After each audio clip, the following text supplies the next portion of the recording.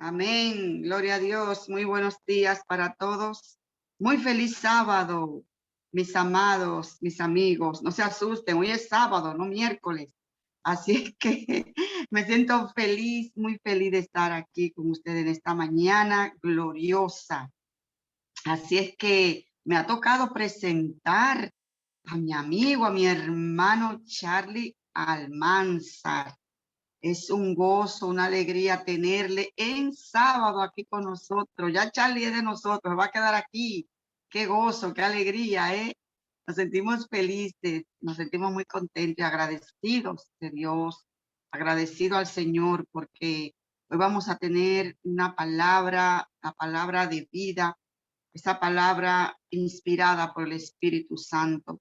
Así es que, mi hermano Charlie, es un privilegio de verdad tenerte aquí en sábado, aquí con nosotros. Gracias por acompañarnos. Muy bienvenidos todos, muy bienvenido Charlie aquí a nuestra sala. Bien, gracias por el aprecio a todos y que la paz de Dios sea con todos ustedes, que Dios les bendiga y vamos a invitarles de una vez a tener una oración una vez más para iniciar con nuestro tema de esta mañana titulado Vida Eterna. Vamos a invitarles a cerrar los ojos y a inclinar el rostro y oremos. Señor y Dios, que estás en los cielos, Padre eterno, Padre de la gloria, Dios de nuestra salvación, te agradecemos, Señor, porque nos has dado vida eterna desde ya. Vida eterna, Señor, en Cristo Jesús que estamos experimentando en esta tierra, aún en medio de la oscuridad. Y sabemos, Señor, que las cosas que ojo no ha visto ni han subido en corazón humano son las que tú has preparado para aquellos que te aman. Y nosotros, Señor, queremos asegurar nuestra corona por toda la eternidad. Por eso, Señor, ayúdanos a mantenernos firmes y siempre fieles a ti, aunque se desplomen los cielos. En el nombre de Jesús te lo pedimos. Amén. Bien, una vez más, que Dios les bendiga, la paz de Dios sea con todos nosotros. Estamos aquí con lo que es el tema de este sábado 14 de 2021, amigos de Betania por siempre, compartiendo el tema titulado Vida Eterna. Ya veíamos ahí lo que es nuestra lectura bíblica. La tengo en pantalla y dice, de cierto os digo, el que cree en mí tiene vida eterna. Eso dijo Jesús. Un texto muy famoso. Y también hay otro muy famoso también, del mismo Jesús que dijo, y esta es la vida eterna en Juan 17:3, que te conozcan a ti, el único Dios verdadero, y a Jesucristo, a quien tú has enviado. Entonces, esa vida eterna que Dios nos ha dado, ¿en qué consiste? En conocer a Dios, en conocer a su Hijo, que es esa revelación hecha carne de Dios mismo, y que las Escrituras nos hablan un montón de los aspectos de Cristo cuando vino a encarnarse para darnos el ejemplo de cómo vivir en esta tierra, siendo fieles a Dios y una vida perfecta sin pecado. Sin pecado, porque eso es lo que enseña la Biblia. Sin embargo, hoy nos vamos a auxiliar también de lo que son los escritos de la hermana White para darle mayor énfasis y una mejor comprensión ya tradicional con lo que Elena de White señala. Por ejemplo, si vamos allá a el inicio de la vida eterna, como le he titulado esta parte, podemos ver en el Deseado de todas las gentes, página 352, párrafo 1, lo siguiente. Vamos a buscarlo aquí de un pronto para ponerlo en la pantalla.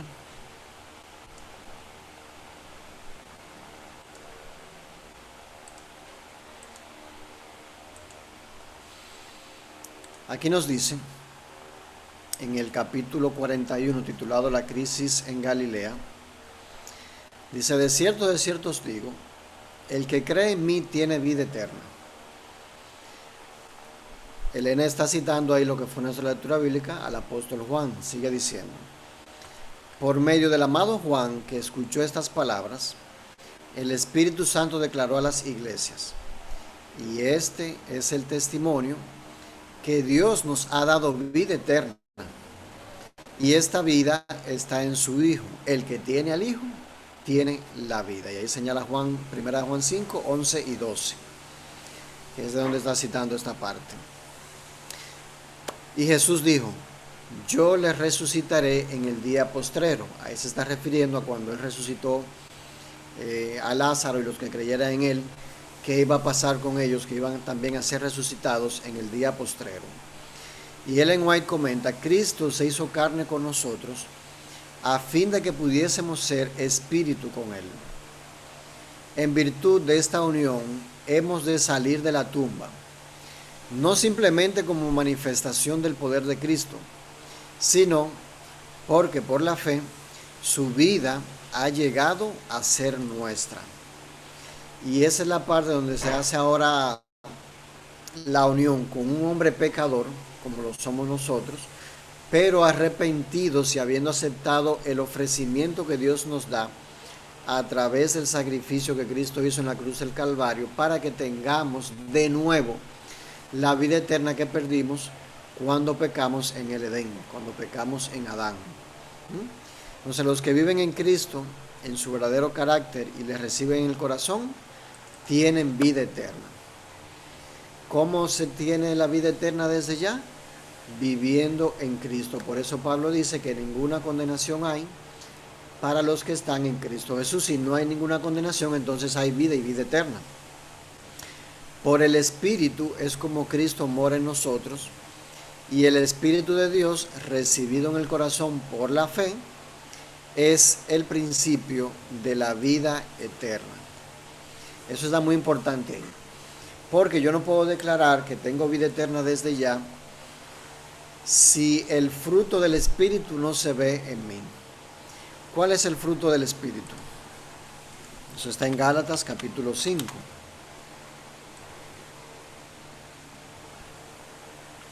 Lo vamos a comparar con el fruto de la carne, poniendo aquí Gálatas desde el versículo 16. Digo pues, andad en el Espíritu y no satisfagáis la concupiscencia de la carne, dice Pablo. ¿A qué nos exhorta Pablo? A andar en el Espíritu y no satisfacer la concupiscencia, los malos deseos, la atracción hacia el pecado que tenemos en sí en la carne. Porque la carne codicia contra el Espíritu, y el Espíritu contra la carne. Aquí tenemos un problema. Dios forma al hombre, pone su Espíritu en él, pero el hombre decide si vivir en el Espíritu o si satisfacer los deseos de la carne, que no van nunca con los deseos del Espíritu de Dios. Ahora, si nosotros aceptamos a Cristo por fe, en cualquier etapa del mundo que lo hayamos conocido, antes de cuando no se le conocía con el nombre de Jesús, y ahora que lo conocemos como tal, como Salvador de los pecados, entonces su Espíritu mora en nosotros, y así es como Cristo estaría morando en nosotros. Y si su Espíritu mora en nosotros, no podemos apagar lo que el Espíritu quiere hacer en nosotros. Mucha gente le llama eso conciencia también. Cuando queremos hacer algo malo y la conciencia, el Espíritu nos advierte, porque Dios está luchando con nosotros para llevarnos hacia el bien. No porque con una acción de bien nosotros vayamos a ganar algo, sino porque Él quiere que no caigamos en el mal, que no nos salgamos de la cerca, para que Satanás no venga y nos capture con nosotros, como cuando pasó con la historia de Job, que se quitó el cerco que Dios le tenía sobre él, y Satanás hizo y deshizo hasta donde Dios le permitió. Entonces, esta carne, estos ojos, esta boca, estos oídos, el tacto, la mano que yo tengo, quieren hacer siempre lo malo. Pero cuando yo me consagro a Dios, principalmente mantengo la comunión con Él a través de la oración y del estudio de la palabra, entonces me puedo mantener, como dice aquí, en el Espíritu. Y lo que el Espíritu quiere hacer en mí puede lograrlo, porque mi mente está sujeta a lo que dice Dios, y puedo entonces sujetar con mi mente a mi cuerpo. hasta que al fin y al cabo entonces puedo mantener control sobre mí, puedo ser temperante, puedo tener la templanza y alcanzar la victoria. Así es como funciona esto. La carne codicia contra el espíritu y el espíritu contra la carne. Y estos se oponen entre sí para que no podáis hacer lo que quisierais. Es decir, que con la mente siempre queremos hacer lo bueno, pero al fin y al cabo nos podemos rendir en algún momento. Pero si sois guiados por el Espíritu, no estáis bajo la ley. La ley lo que hace es condenar todo lo malo que se hace. Y cuando la ley se viola, la ley lo que pide es la vida del pecador. Es decir, que el pecador muera. Porque la ley es santa, justa y buena y es un reflejo del carácter de Dios. Cuando nosotros violamos una ley humana, no todas requieren la muerte del violador, pero la ley de Dios sí, por muy pequeño que sea la violación. ¿Por qué? Porque la ley del hombre no es perfecta como es la ley de Dios. Y cuando uno viola la ley de Dios, entonces está negando a Dios, y Dios no es muerte, Dios es vida, Dios es amor, Dios no es injusticia. Por eso es que la vida del pecador está en un péndulo así pendiente de lo que Cristo está haciendo ahora en el santuario celestial. Y por medio a su intercesión allá es que nosotros todavía no hemos sido consumidos los pecadores.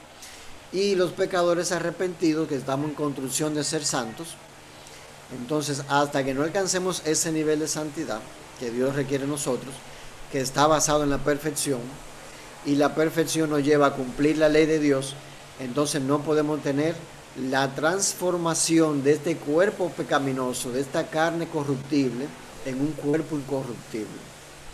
Si morimos antes y alcanzamos la perfección en el espíritu que Dios requiere, entonces vamos a ser resucitados y transformados cuando Jesús venga. Y si nos toca estar vivos para su segunda venida, pues seríamos transformados y recibiendo al Señor en la nube juntamente con aquellos que sean resucitados. Sin embargo, eso debe alcanzarse en vida, porque después que uno se muere no hay chance de nada. Dice la Biblia, Pablo en Hebreos 9, 27, 28, que es necesario que los hombres mueran una vez y después enfrenten el juicio. Entonces, si somos guiados por el Espíritu, no estamos bajo la ley, y manifiestas son las obras de la carne, que son adulterio, fornicación, inmundicia, lascivia, idolatría, hechicerías, enemistades, pleitos, celos, iras, contiendas, disensiones, herejías, envidias, homicidios, borracheras, desenfrenos y cosas semejantes a estas. Usted dirá, bueno, pues yo no hago esto, aquello, lo otro, como decía el fariseo, ¿verdad? Que se justificaba ante Dios, pero yo creo que ninguno de nosotros estamos exentos a esas cosas que están ahí, porque a veces tenemos celo de alguien, incluso de un hermano, o entramos en contiendas, en disensiones, quizá en una junta, en algo de la misma iglesia puede ser. No cometemos homicidio con un cuchillo o un arma de fuego, pero sí lo hacemos con la palabra, como dijo Jesús. Por eso entonces que tenemos que estar siempre pendientes al manual del carácter de la perfección, que es la palabra de Dios, y ahí se ejemplifica por sobre todo la vida de Cristo. Entonces agarro siempre el manual y él mismo me dice, ¿con qué limpiará el joven su camino? Con guardar tu palabra. Guardarla es observarla, no es solamente profesarla. Entonces, cosas semejantes a estas, de las cuales os denuncio, como también yo os denuncié, que los que hacen tales cosas no heredarán el reino de Dios, no tendrán vida eterna. Pero contrario a eso, el fruto del Espíritu es, y eso está muy interesante prestarle atención aquí, el fruto del Espíritu es algo singular, no es que es muchas cosas. Ahora tengo esto, ahora después voy a tener lo otro, no. Es un conjunto, es un solo paquete que viene todo unido. ¿Y qué es el fruto del Espíritu? Amor, gozo, paz, paciencia, benignidad, fe, mansedumbre, templanza. 1, 2, 3, 4, 5, 6, 7, 8, 9. Contra tales cosas no hay ley. Así que el objetivo final es esa templanza. Si vamos ahí En inglés dice temperancia. Y si ponemos el diccionario bíblico nos dice que es dominio propio, continencia, dominio propio, templanza. Eso es lo que tenemos que llegar a alcanzar,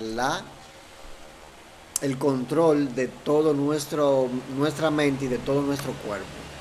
Y eso lo logramos porque el Espíritu que está en nosotros trabaja la perfección del carácter.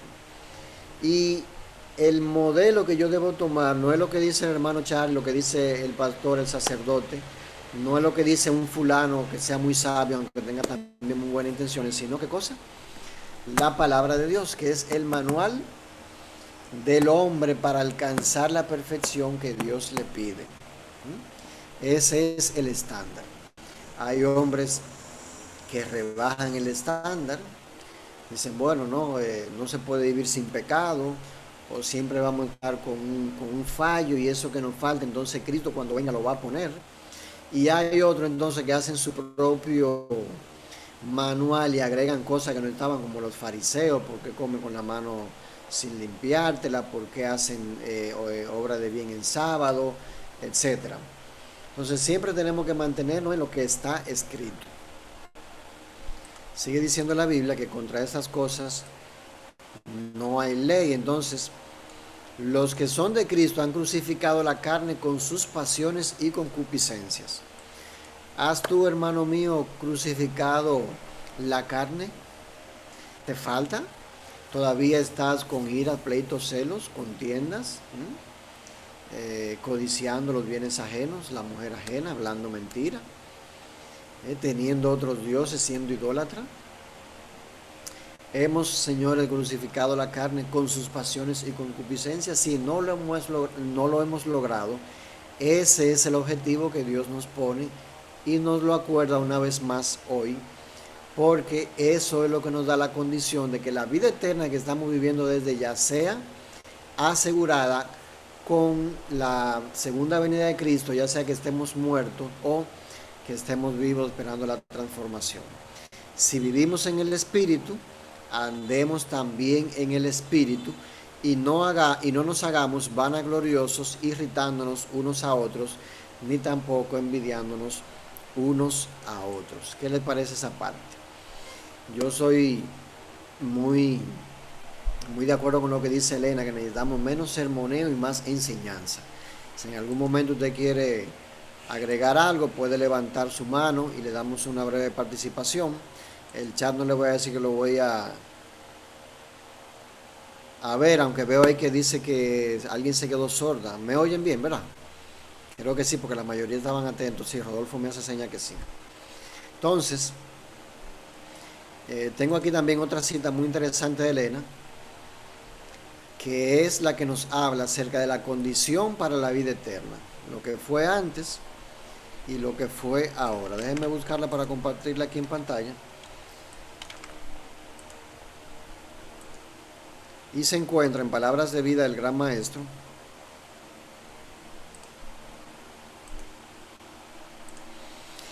página 391, dice: si queréis entrar en la vida, añadió, guarda los mandamientos. Eso le dijeron al joven rico, ¿se acuerdan?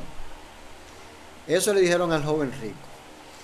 Y a veces usted habla con personas de otra denominación y quieren hacer una gran distinción entre lo que es el Antiguo Testamento y el Nuevo. Si está en el Antiguo Testamento, ya no es vigente, ya no está vigente. Si está en el Antiguo Testamento, pero no me parece en el Nuevo, aunque parezca bien, pero no, tiene que estar en los dos. Si está en el Antiguo Testamento, hay que ver si era parte de la ley que fue clavada en la cruz, que ya pasó, o si está en el Nuevo Testamento y no aparece ahí, entonces no está correcto, o no se busca el principio.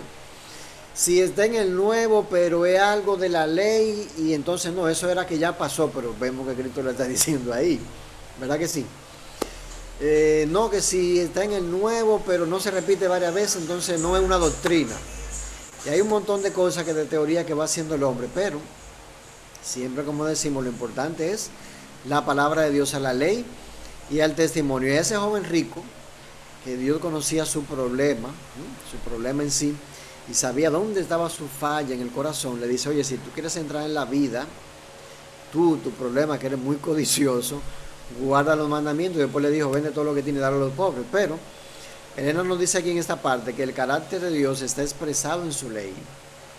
Y para que estés en armonía con Dios, los principios de su ley deben ser la misma fuente de cada acción tuya. Eso es básicamente lo que Cristo está diciendo aquí. Yo pongo la regla en mi casa y lo voy a hacer conforme a imagen y semejanza de lo que yo soy. Son reglas justas, son reglas injustas, son de favoritismo, ¿verdad? Muchas veces en la iglesia se nos condena por algo, por una prédica, un tema, un comportamiento. Pero si viene fulano de tal y hace lo mismo o peor, no se le dice nada.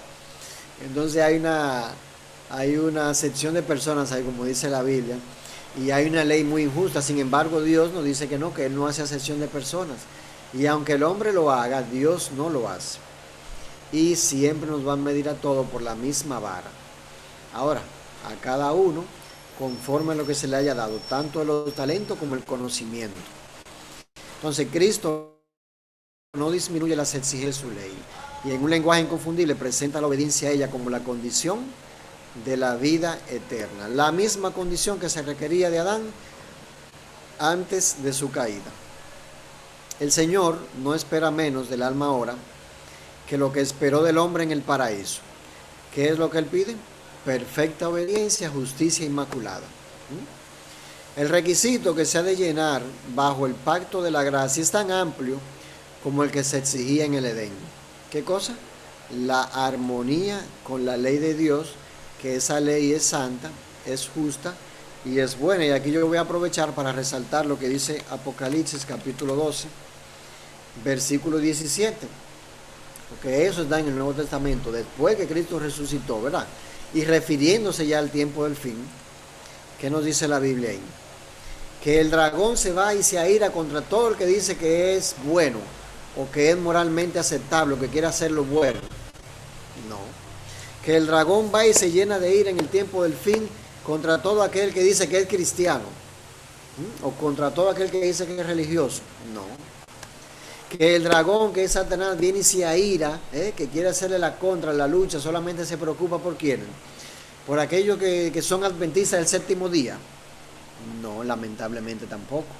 Vamos a ver contra quién es que el dragón se aira. Dice ahí, entonces, voy a ponerle la versión del 60, que es más tradicional. Entonces el dragón se llenó de ira contra la mujer es iglesia, y aquí viene hablando de la iglesia pura, es decir, el pueblo de Dios, y se fue a hacer guerra contra toda la mujer. No, se fue a hacer guerra contra el resto de la descendencia de ella.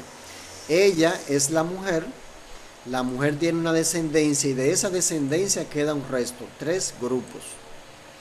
Y de esos 3 grupos, vi que Dulce quiere hablar, ahora te doy el chance, Dulce, ahora fue que vi el Zoom.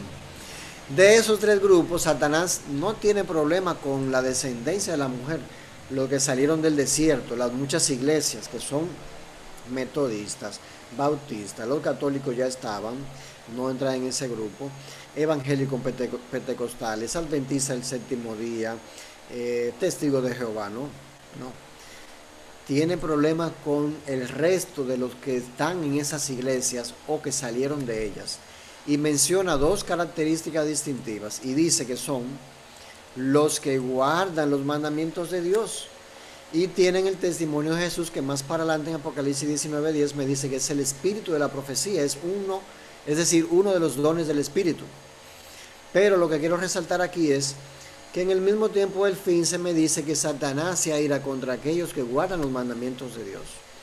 Y los mandamientos de Dios son 10. Vamos a darle el chance a Dulce a ver que quería colaborar con nosotros en esta mañana. Adelante, Dulce. Me quería hacer un pequeño comentario de lo que habías dicho de algunas denominaciones que no son adventistas, por supuesto, pero que niegan por completo, no quieren saber nada referente a la ley de Dios, ni lo que tiene que ver con el Antiguo Testamento, nada de eso, diciendo también que eso es de los judíos y todo aquello. Sin embargo, a esos hermanos, uno les recuerda porque ellos también recogen diezmos y ofrendas. Es decir, que es lo que nos conviene que cogemos. Rodolfo se ríe. porque ellos son muy, muy dados, esas denominaciones, a recoger ofrenda y diezmo muchísimo, y eso está en el Antiguo Testamento, impuesto por Dios. Ya cuando Abraham daba su diezmo, o sea que eso está en el Antiguo Testamento, los diezmos y las ofrendas, igual como la ley de Dios, están vigentes. Entonces, ahí es que yo me voy cuando me vienen con esas cosas de que el Antiguo Testamento y que aquello no vale, pero lo que nos conviene, ojo, es lo que cogemos lo que conviene y lo que no nos conviene lo dejamos. Así mismo es, así mismo es. No sé si alguien más quería decir algo de lo que hemos visto hasta aquí. Si no, le voy a compartir ahí en Profetas y Reyes, capítulo 14, se llama En el espíritu y el poder de Elías. Ahí se nos viene hablando de cómo vino haciéndose el trabajo con Elías, cómo la historia se va repitiendo. Dice aquí más adelante, el espíritu que prevalece en nuestro tiempo es de incredulidad y apostasía, porque no crean ustedes que ya aunque Dios nos ha dado la vida eterna, Satanás ahora está como un pachaya sentado con la pata para arriba. No, ya ese Dios se lo llevó, vamos a dejarlo tranquilo, no. Ahí entonces ahora que Satanás viene y nos busca para hacernos caer y tentarnos por todos los lados, con lo que él ya sabe que es nuestra debilidad, ya sean las mujeres, ya sea el dinero, ya sea el chisme, ya sea lo que sea, la indulgencia propia, cualquier cosa. Él nos conoce bastante bien y nos tiene un expediente preparado a cada uno de nosotros, los malos ángeles. Nada más hay que sacarlo ahí, vamos a caerle atrás con este. Pero la Biblia dice, resistid al diablo y huirá de vosotros. Entonces, cuando Él viene y nos enfrenta, miren qué parte tan importante dice aquí, de lo que tiene que ver con el engaño. Perdón, aquí primero la ley como medio de vida eterna, para luego pasar a esta otra parte que mencionaba aquí ahora. Dice aquí, en el principio Dios dio su ley a la humanidad como medio de alcanzar la felicidad y vida eterna. Ahora que hemos visto recientemente cómo en ciudades estadounidenses muchas quieren hasta quitar la policía por completo o quitarle los fondos a la policía, creo que muchos de esos estados son demócratas y ahí entra también la parte política, pero quieren hasta minimizar la penalidad por algún tipo de delito. Ahí veía noticias que decían, bueno, pero es que se roban un televisor de una tienda y es un delito menor. Y entonces no vale la pena tratar de detenerlo porque sale ahorita mismo lo que se le hace como una notita ahí. Y aparecen cientos y decenas de personas robándose la tienda por completo y no le hacen nada. Entonces, cuando no se pone la consecuencia por la violación de una ley, no hay orden. No hay orden. Si no hubiese visto ley en el Edén y el hombre responde a un deseo carnal, porque es carne, y solamente manteniéndose en el espíritu podía tener su vida eterna, pero si no respondía a eso, entonces así mismo uno viene y coge la mujer del otro y no había condenación. Uno viene y le roba la posesión del otro y tampoco habría condenación, que es precisamente lo que pasaría también con algunas personas que van con ese juego del Antiguo y Nuevo Testamento.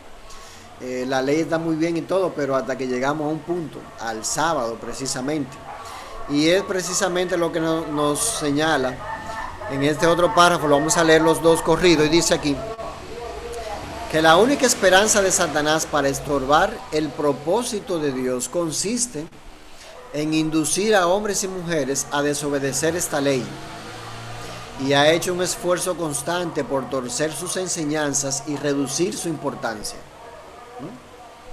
La ley yo la cumplo, pero si yo fallo, Dios sabe que yo soy débil y me va a perdonar.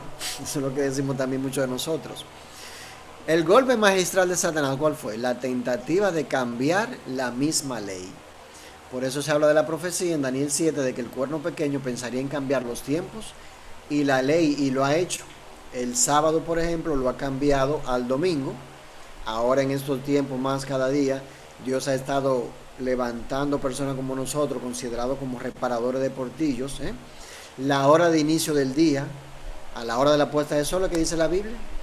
No, ellos lo cambiaron desde las 12 de la noche. Las fiestas, no, yo lo cambiaron. Ahora vamos a poner la fiesta de Semana Santa, fija, la vamos a sacar con la luna nueva. Ahora vamos a sacar un jubileo que nos dio el Papa precisamente hace un par de años, y lo que no entramos ahí en esa vez ya quedamos fuera de la gracia y estamos amenazados con que se use las armas de la severidad en contra nuestra. Bueno, todo tipo de ley.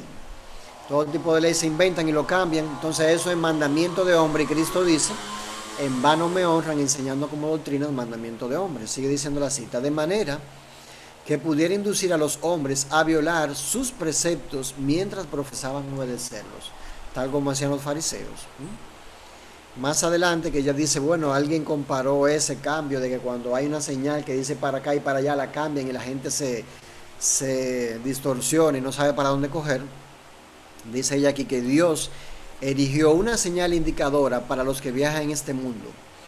Un brazo de esta señal apuntaba hacia la obediencia voluntaria al Creador como camino que llevaba a la felicidad y la vida, mientras que el otro brazo indicaba la desobediencia como sendero que llevaba a la desgracia y a la muerte.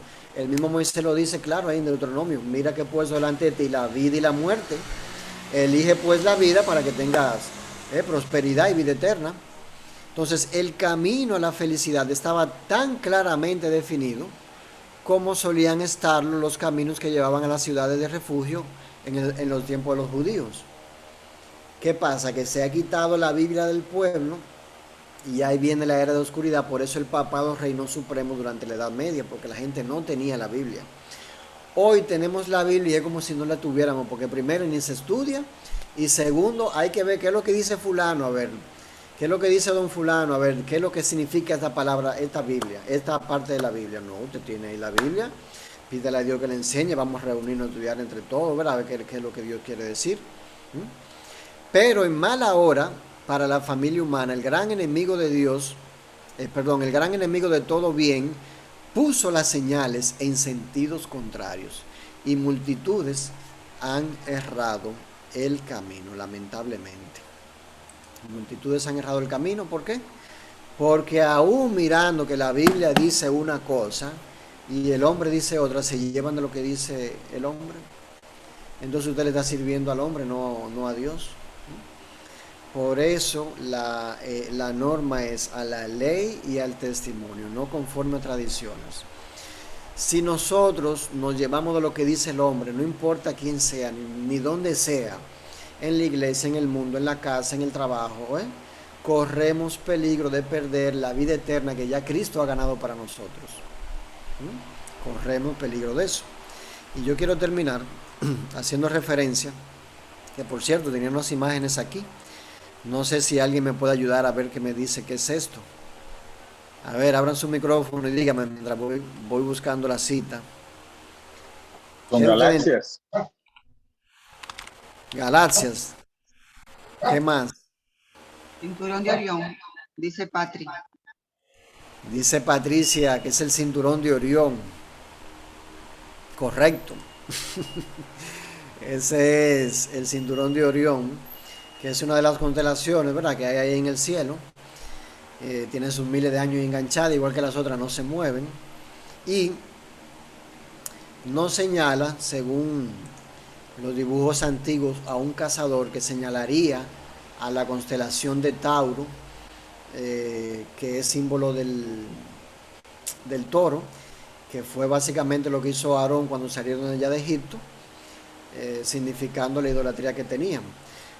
Digo esa señalación porque aunque son figuras que se toman como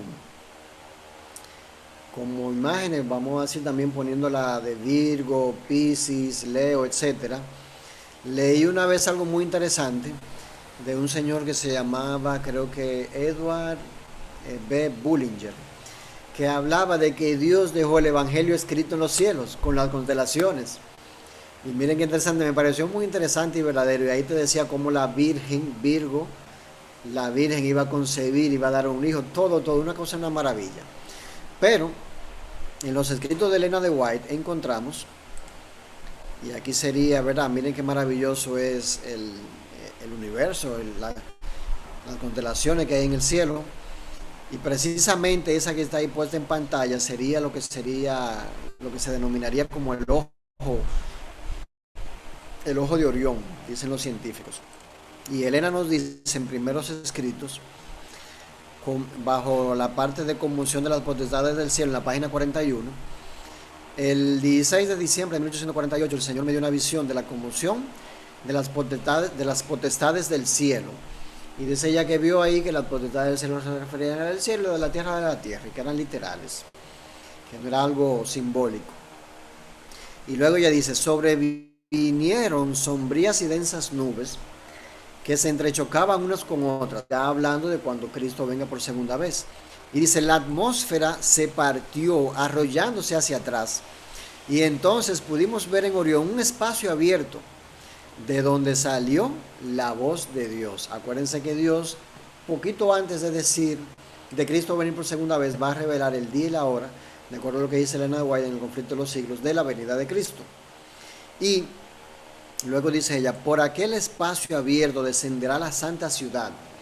Sería ya en la tercera venida de Cristo. Y dice aquí, vi que ahora se están conmoviendo las potestades de la tierra, y vuelve a hacer referencia a lo anterior. Pero lo interesante de aquí es que quiero señalar que por Orión es que viene Cristo.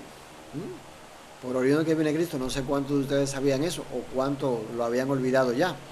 Y esa vida eterna que se nos va a dar, ya sellada con la transformación de nuestro cuerpo, y lo voy a decir así porque nosotros estamos vivos, ¿verdad? Y podemos llegar hasta ese día despiertos, esperando a Cristo en la nube de los cielos. Tenemos que asegurarla ahora. Ahora, ¿con qué? Con la obediencia a la ley de Dios, no como un medio de salvación, sino como una norma del carácter que Dios quiere que alcancemos. La Biblia dice que el que es nacido de Dios no peca. Vamos a buscarlo aquí. Todo el que es nacido de Dios no peca. Y siempre me pasa ese versículo, pero está bien, ya lo hemos repetido varias veces. Pero esa es la exhortación a que para nosotros asegurarnos la vida eterna, no podemos descuidarnos, dejándonos de engañar de Satanás, que también actúa a través de sus secuaces en esta tierra, y siempre vienen con filosofías queriendo cambiar lo que ya está escrito. Y el manual nos dice que esto debe ser a la ley y al testimonio, que si alguien no habla conforme a eso, es porque no les ha amanecido. Así que, mis hermanos, disfrutemos desde ya la vida eterna que Dios nos ha dado. Se disfruta en el Espíritu, se fortalece el sellamiento que tenemos para eso a través de la comunión con Él, a través del estudio de la palabra y de la oración. Y naturalmente tenemos que salir también a predicarle a otros que vengan y acepten este regalo que Dios ofrece gratuitamente para todo aquel que tenga sed de la vida. Solamente Cristo la puede saciar. Así que, como en ningún otro hay salvación, solamente hay un nombre dado a los hombres en que podamos ser salvos, y este es el nombre de Jesucristo. Esto es lo que debemos llevar delante de la gente hoy. Que Dios nos bendiga y que nos ayude a ser dignos de mantenernos firmes, y de parte de Él, aunque se desplomen los cielos. Bien.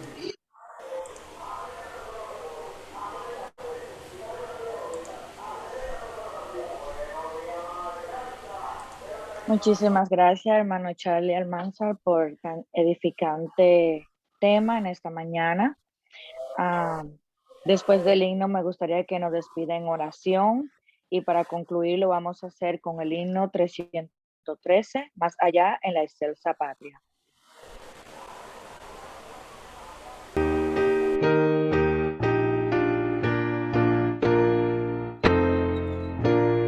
Más allá en la excelsa patria del cristiano hay lugar donde el Salvador ha ido mi mansión a preparar.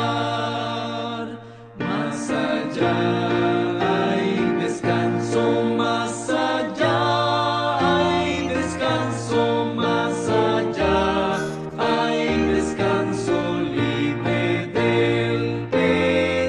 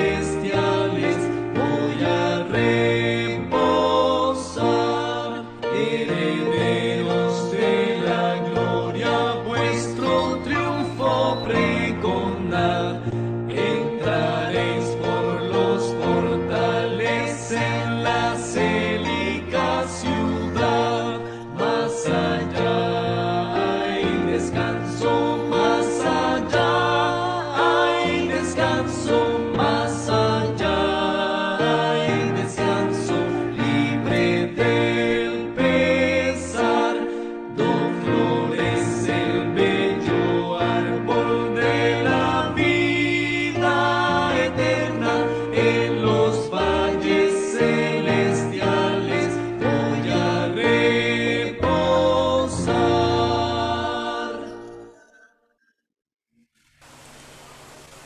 Buscad al que hace las Pléyades y el Orión, y las tinieblas vuelven mañana, y hace oscurecer el día en noche. El que llama a las aguas del mar, y las derrama sobre la faz de la tierra, Jehová es su nombre. Amós 5:8. Les invitamos a tener la oración final. Padre eterno, gracias, Señor, porque tú nos has dado la vida eterna desde ya, Señor. Tu Espíritu, Señor, mora en nosotros, y la exhortación tuya es a no apagar el Espíritu, a no contristarlo, para que no seamos, Señor, dejados con nuestra casa desolada y vacía. Por eso, Señor, ayúdanos a mantener la comunión contigo constantemente a través de la oración y el estudio de tu palabra. Y ayúdanos, Señor, a tener discernimiento para no ser engañados por las estrategias del enemigo, que siempre quiere cambiar las claras señales que tú has dado de vida y de muerte. Tú también, Señor, nos exhortas a elegir la vida, y en este día, Señor, elegimos una vez más la vida. También exhortándole a los amigos que nos escuchan a que puedan, Señor, venir y beber gratuitamente de la fuente de la vida eterna que está en Cristo Jesús. Te pedimos, Señor, tu bendición especial para el resto de este día. En el nombre de Jesús. Amén. Que Dios les bendiga. Gracias, hermano Charlie. Quiero darle la gracia una vez más por haber compartido con nosotros. No sé si tiene otros compromisos, pero muchísimas gracias. Les recordamos, amigos, para esta tarde a las 5:45 tenemos una programación muy interesante con la doctora Mary Ogando, nutrióloga clínica y especialista en obesidad y dietas, con el título Estilo de vida saludable, preguntas y respuestas. Para esas personas que tienen preguntas sobre qué dieta pueden hacer, dependiendo de alguna condición médica que tengan, les invitamos esta tarde para que compartan con nosotros con esta interesante programación. Gracias a todos por compartir hoy con nosotros. Que tengan un feliz sábado. Bye bye. Bye bye. Amén.